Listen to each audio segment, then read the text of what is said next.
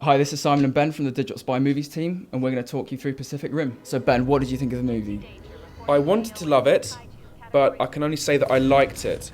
It was too uneven in terms of both the pacing and structure, but the breathtaking nature of its action scenes left my jaw dropping to the floor so hard I really should have brought along a muzzle just to keep it in place. No, one thing I really liked about it actually was there was a little bit more humour. We've seen Man of Steel recently, which kind of almost had a bit of a humour bypass, and you get this in certain blockbusters now, where it's just so dead serious.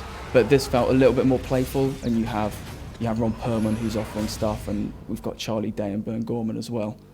I think the set pieces are what make the movie, but they're also what limit the movie. You risk a lot of repetition when you're just having giant robots face off against giant monsters. There's only so much they can do. It's finding things to hit each other with. Like there's a quite a nice scene in, I think it's in Hong Kong, where you see the robot dragging an ocean tanker behind him and uses it as like a sword. That's superb. That was probably the best action sequence of the lot, I felt like. And that was in the penultimate set piece, which in itself caused problems because it overshadowed the finale, because what happened afterwards really paled in comparison. The monster design, I think, was very sort of, obviously we have the sort of, the kaiju is, I think, what the Japanese sort of movies call these monsters, but you also get with Del Toro, I think, someone who absolutely loves these creatures from those kind of movies, from the sort of American Universal movies that have Frankenstein in and things like that. Definitely, the monsters are spectacular. You can also see the animals they were based on. Like, I swear I saw a hammerhead shark face on one of the monsters. There's also a great sort of Del Toro moment, I think, with a kaiju burst scene. For most of the movie, we're seeing robots smashing against monsters, and it's this huge scale action.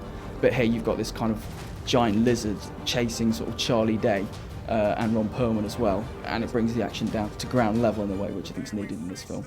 And also using prosthetics ahead of CGI, which is always a great thing to do. But fortunately, this CGI in the movie is fantastic. Yeah, it's sort of like you felt weight in each hit as well. It's not great when you see, this is mainly when they make humans CGI, they look like these rubbery things flying through the sky or whatever, and it just doesn't feel right. But I thought for this it was, it had crunch to it basically. You felt every smash. Yeah. Not to stray into Richard Keys and Andy Gray territory too much. No.